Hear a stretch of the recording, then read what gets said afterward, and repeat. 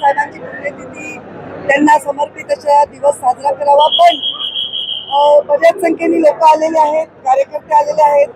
बऱ्याच लोकांनी माझं आव्हानाचं पाळून आपापल्या ठिकाणी पुण्यतिथीचा कार्यक्रम घेत आहेत. तर प्रतिसाद आव्हानाला दिल्याबद्दल सगळ्यांचे मी आभार मानते.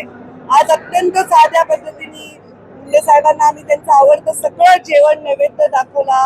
मुंडे साहेबांसाठी कीर्तन चालू आहे.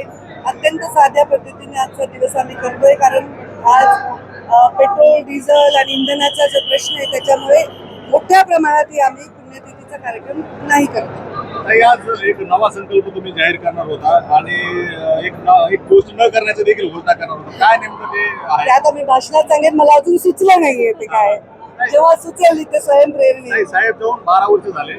आज नेमका कुठल्या गोष्टी त्यांची कमी जाणवते की कुठली गोष्ट प्रत्येक गोष्टीत कमी जाणवते आम्हाला. प्रत्येक घासाला, प्रत्येक श्वासाला आम्हाला मुंडे साहेबांची कमी जाणवते. त्यांचं काय ते एक महात्म्य होतं की त्यांच्या जाण्यानंतर अजूनही एवढाच आम्हाला त्यांच्याविषयी पोकळी जाणवते. पोकळी भरून निघू शकत नाही. सामाजिक दरी वाढली महाराष्ट्रातली. समाजामध्ये तेढ निर्माण झाले. गोपीनाथ मुंडे असते तर ही वेळ आली नसती.